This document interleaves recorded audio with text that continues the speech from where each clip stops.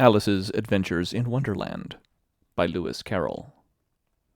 Chapter 5. Advice from a Caterpillar. The caterpillar and Alice looked at each other for some time in silence. At last the caterpillar took the hookah out of its mouth, and addressed her in a languid, sleepy voice. "Who are you?" said the caterpillar. This was not an encouraging opening for a conversation. Alice replied, rather shyly, I hardly know, sir, just at present. At least, I know who I was when I got up this morning, but I think I must have been changed several times since then." "What do you mean by that?" said the caterpillar sternly. "Explain yourself." "I can't explain myself, I'm afraid, sir," said Alice, "because I'm not myself, you see." "I don't see," said the caterpillar.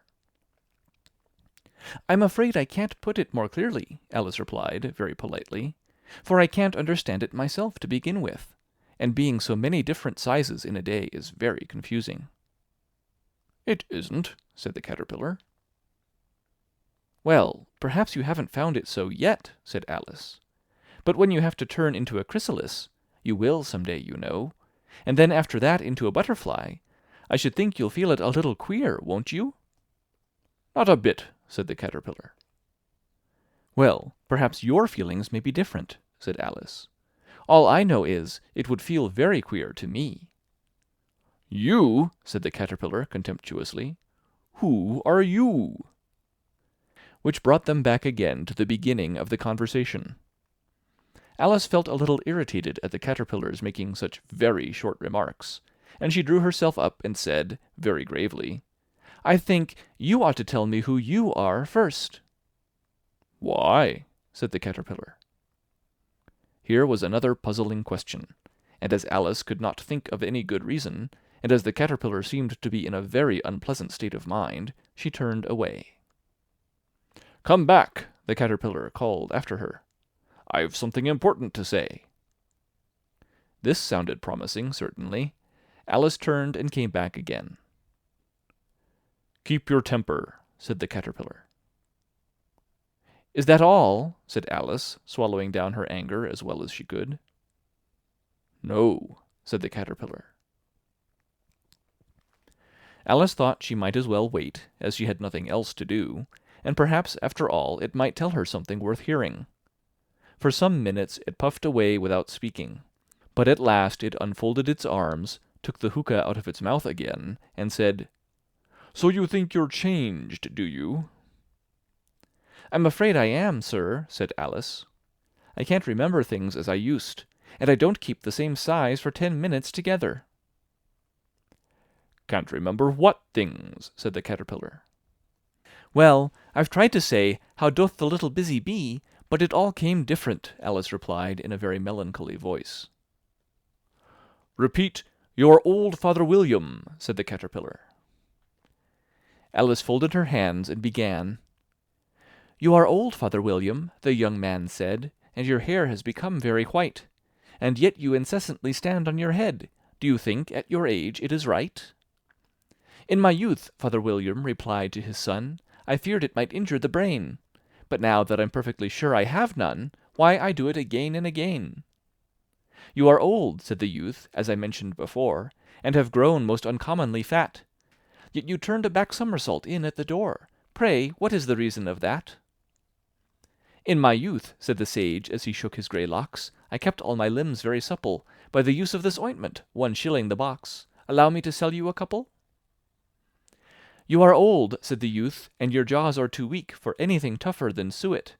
Yet you finished the goose, with the bones and the beak. Pray, how did you manage to do it?" "In my youth," said his father, "I took to the law, and argued each case with my wife, and the muscular strength which it gave to my jaw has lasted the rest of my life."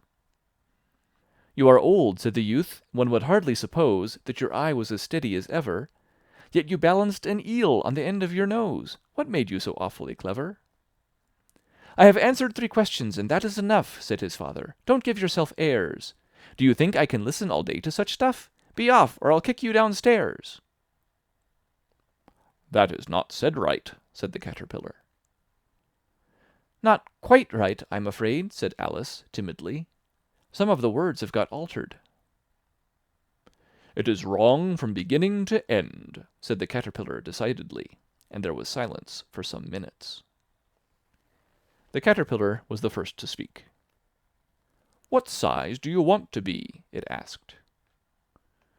Oh, I'm not particular as to size, Alice hastily replied. Only one doesn't like changing so often, you know. I don't know, said the caterpillar. Alice said nothing. She had never been so much contradicted in her life before, and she felt that she was losing her temper.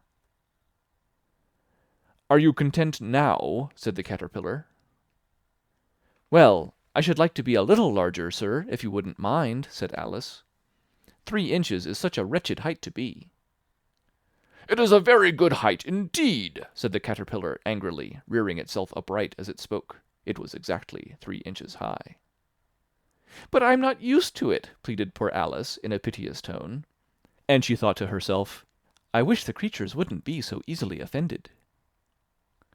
You'll get used to it in time, said the caterpillar, and it put the hookah into its mouth and began smoking again. This time Alice waited patiently until it chose to speak again. In a minute or two the caterpillar took the hookah out of its mouth, and yawned once or twice, and shook itself. Then it got down off the mushroom, and crawled away in the grass, merely remarking as it went, One side will make you grow taller, and the other side will make you grow shorter. One side of what? The other side of what? Thought Alice to herself. Of the mushroom, said the caterpillar, just as if she had asked it aloud, and in another moment it was out of sight. Alice remained looking thoughtfully at the mushroom for a minute, trying to make out which were the 2 sides of it, and as it was perfectly round, she found this a very difficult question. However, at last she stretched her arms round it as far as they would go, and broke off a bit of the edge with each hand. And now, which is which? She said to herself, and nibbled a little of the right-hand bit to try the effect. The next moment she felt a violent blow underneath her chin. It had struck her foot.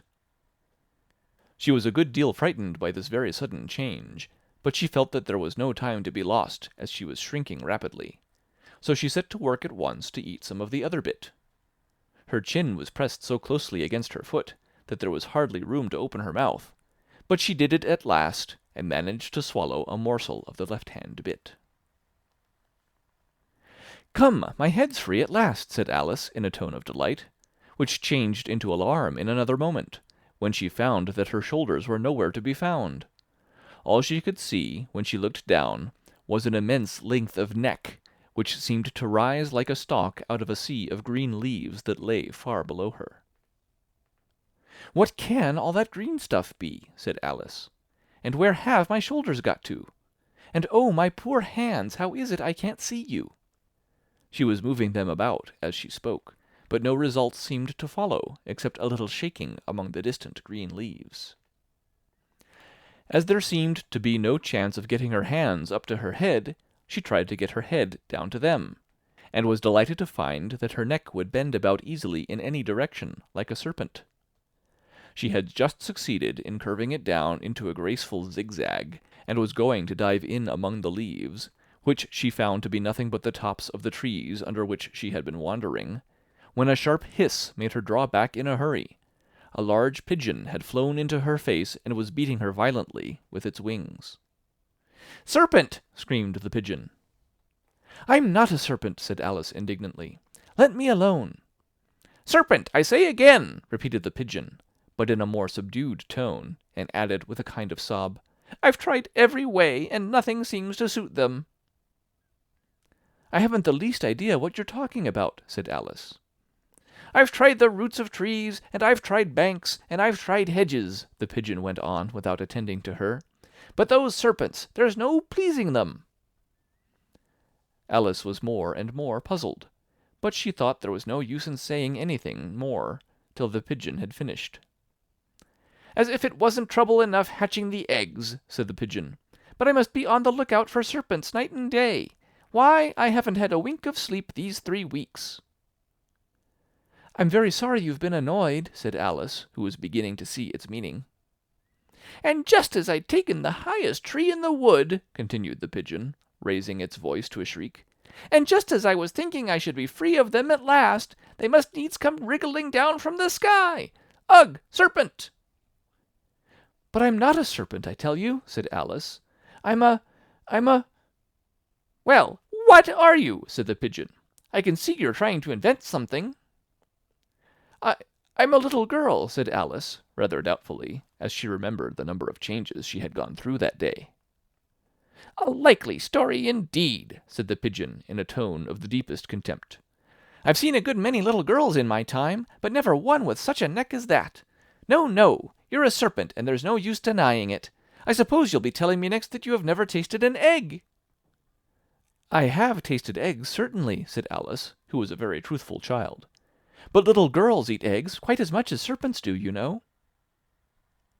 I don't believe it, said the pigeon. But if they do, why then they're a kind of serpent, that's all I can say. This was such a new idea to Alice that she was quite silent for a minute or two, which gave the pigeon the opportunity of adding, You're looking for eggs, I know that well enough, and what does it matter to me whether you're a little girl or a serpent? It matters a good deal to me, said Alice hastily, but I'm not looking for eggs as it happens, and if I was, I shouldn't want yours. I don't like them raw. Well, be off then, said the pigeon in a sulky tone, as it settled down again into its nest.